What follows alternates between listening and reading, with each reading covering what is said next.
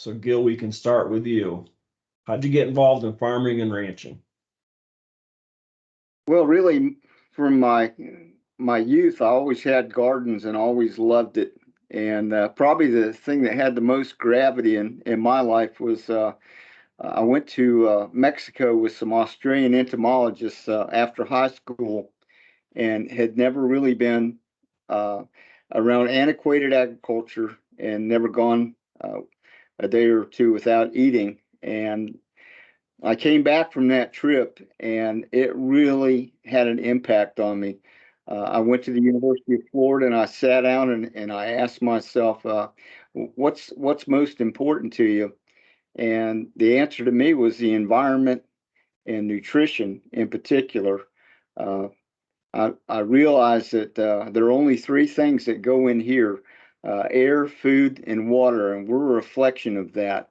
And I made the decision that if you're going to have the biggest impact on the environment, it really has to be done within agriculture. So I went to the University of Florida. I went to the College of Agriculture and became extremely intensely interested in nutrition, and went to graduate school in nutrition there at the University of Florida and worked on a master's program doing research on byproducts from human industry, that be cattle feeds, which I've covered before previously. But I just love farming and ranching, the great outdoors, and in particular the type of people that are in it. They're all down to earth, very honest, hardworking people. If there's any negative, they're fiercely independent ranchers and farmers, and we're just trying to get the information out there to try and tell the truth about what's happening within those industries. So that's how I got started. Nice. And Gene, how about you? How'd you get involved in farming and ranching? Well, so, growing up in a rural town in Florida, St. Cloud, Florida, it was a real small town. We had one red light. And when you went to work at a young age, there wasn't a whole lot to do but work in orange groves or cattle ranches, because most of the families that were there were in the cattle business or citrus.